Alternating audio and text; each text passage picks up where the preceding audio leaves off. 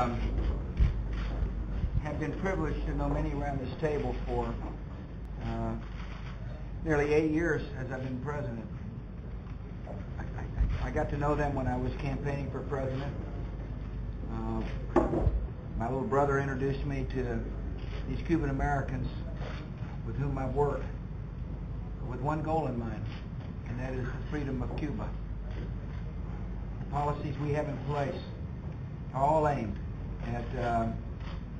at giving the people in Cuba a chance to worship freely and to speak freely and to go in the public square and express themselves without fear of repression.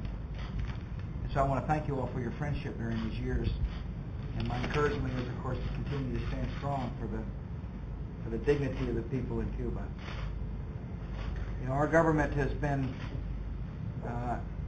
very clear about our strategy, and that is that we will change the embargo strategy only when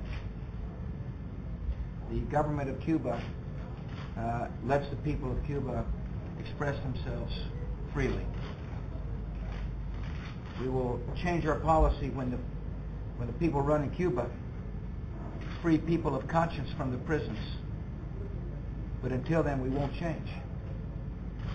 Because our message is to the Cuban people: you're being repressed by a handful of elites that are holding back your great potential. And we will not put policies in place that allow them to benefit personally at the expense of the Cuban people.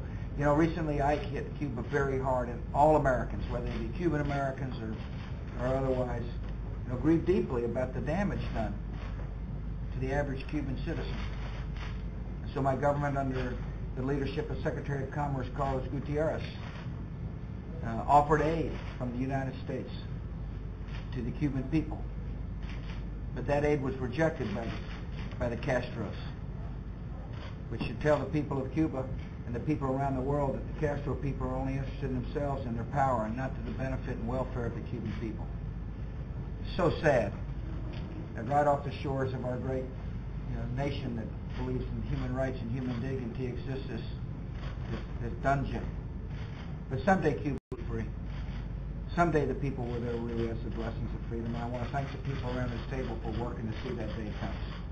Thank you very much.